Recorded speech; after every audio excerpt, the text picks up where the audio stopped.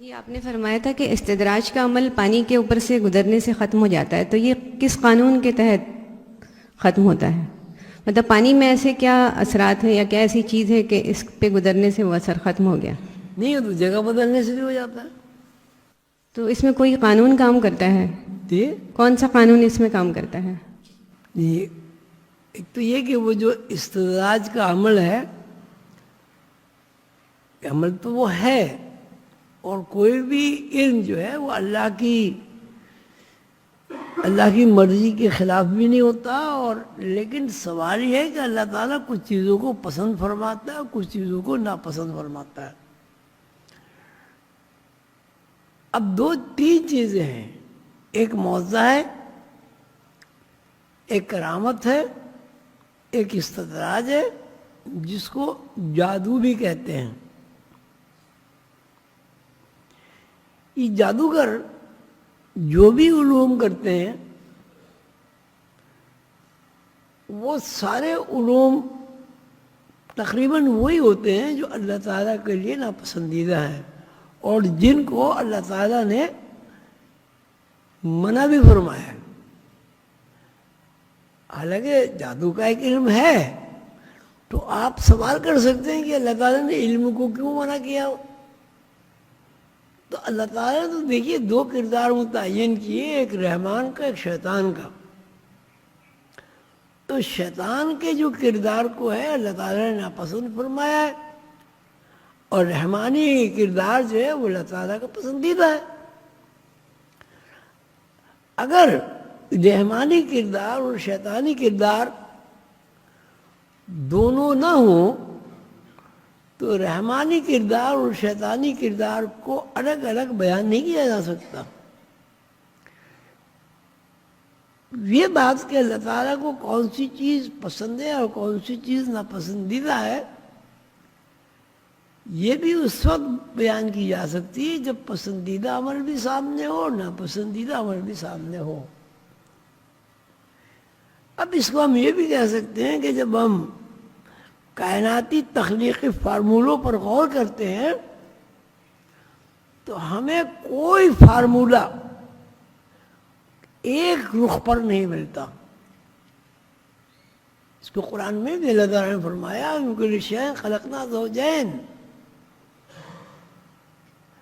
زوجین سے مراد یہ نہیں ہے کہ عورت اور مرد، زوجین سے مراد دوہرے رخ، دوہرے جوڑے، دوہرے زاویے، دورانے دو طرز فکر، دو طرز عمل، ایک رحمانی طرز عمل ہے، رحمانی طرز فکر ہے، ایک شیطانی طرز فکر اور شیطانی عمل ہے۔ اب اللہ تعالیٰ نے آدم علیہ السلام سے فرمایا کہ جنت میں رہو، جہاں سے دل چاہے کھاؤ پیو، خوش ہو کر۔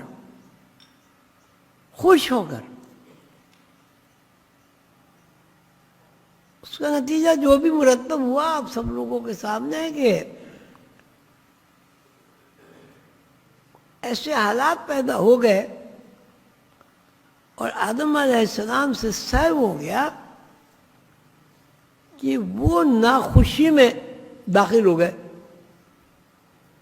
جیسے ہی وہ ناخوشی میں داخل ہوئے، جنت کی فضا نے انہیں رد کر دیا۔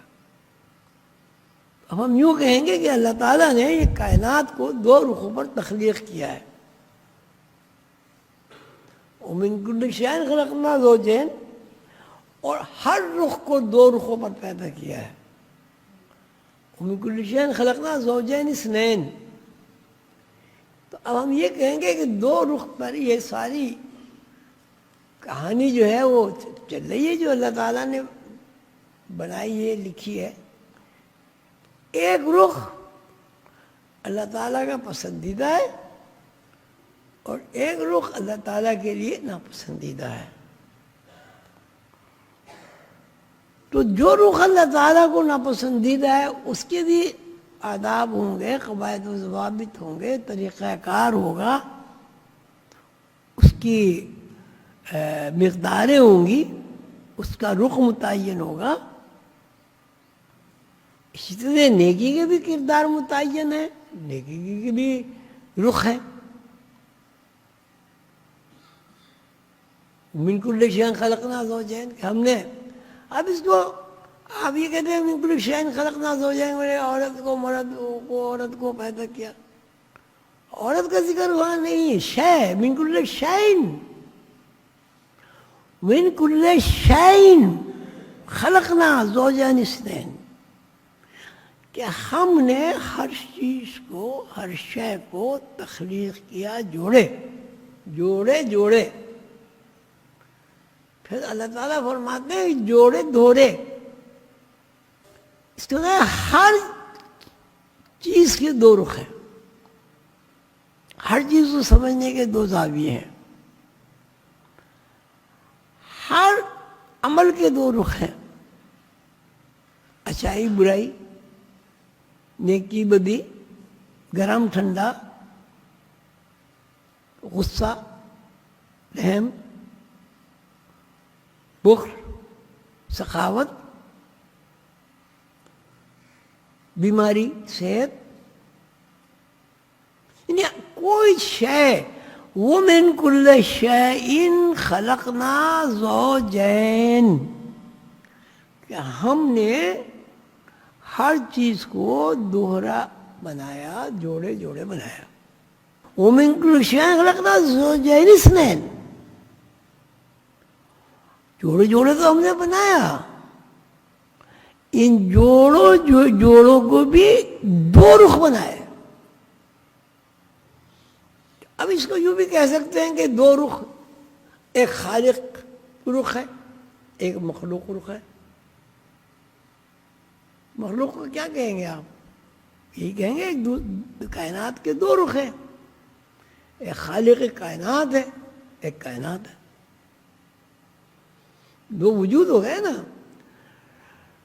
استزاج کے عمل میں اس میں کیا کہتے ہیں، حضرت موسیٰ علیہ السلام کے اس میں ہے کہ انہوں نے، جادوگروں نے، فرعون کی خوشنودی کے لیے، فرعون سے زر حاصل کرنے کے لیے، چاندی کے سکے حاصل کرنے کے لیے، مرتبہ حاصل کرنے کے لیے جادو کا عمل کیا. اور حضرت موسیٰ علیہ السلام نے جو عمل کیا اس میں خالصتاً اللہ تھا. تو چونکہ ان کی جادوگروں کی جو تعلیم ہے سمپلی کی، اس میں دنیا، مقصد دنیا کے علاوہ کچھ نہیں ہے. جیسے کہ ہے کہ بھئی یعنی فرعون ان کو نواز دے گا اور پیسے دے دے گا اور وہ قربت عطا کر دے گا اور فلاں کر دے گا. دوسرا رخ حضرت موسیٰ علیہ السلام کا ہے، ان کے سامنے اللہ کی خوشنودی کے علاوہ کچھ نہیں ہے، اپنی ذات کی نفی ہے اس میں. تو چونکہ اللہ قائم بالذات ہے، اس لیے معجزے کا اثر جو ہے اس کی بھی تعریف وہی ہوگی، کرامت کی تعریف وہی بھی ہوگی، کیونکہ معجزہ تو بالکل خالص پیغمبروں کا وصف ہے. پیغمبروں کے جو فالوور ہوتے ہیں، جو شاگرد ہوتے ہیں، جو وارث ہوتے ہیں، وہی چیزیں جب ان سے سرزد ہوتی ہے تو اس کو خلق عادت تین ہوتی ہیں. ایک خلق عادت معجزہ جو پیغمبروں سے مخصوص ہے، ایک خلق عادت کرامت جو اولیاء اللہ سے مخصوص ہے، ایک خلق عادت استدراج سفلی جادو جو جادوگروں سے سرزد ہوتی ہے. اب استدراج کا اثر جو ہے پانی کے اوپر سے آپ گزر جائیں تو استدراج کا اثر ختم ہو جائے گا. مقام بدل دیں اثر ختم ہو جائے گا. کوئی صاحب کرامت بزرگ اس کو تبدیل کر دیں اثر ختم ہو جائے گا. اس لیے کہ جس بندے سے جادو سرزد ہوا ہے اس کے ذہن میں دنیاوی منفعت اور اپنی ذات مادیت یا سڑاند یا تعفن کے علاوہ کچھ نہیں. وہ اس میں تعفن میں تبدیلی ہو جاتی ہے. لیکن کرامت اور معجزہ جو ہے وہ ایسا علم ہے جس کا تعلق براہ راست اللہ تعالیٰ کی ذات سے ہے, اللہ تعالیٰ کے علوم سے ہے, اللہ تعالیٰ کی صفات سے ہے. اس لیے اس میں تبدیلی واقع نہیں ہوتی.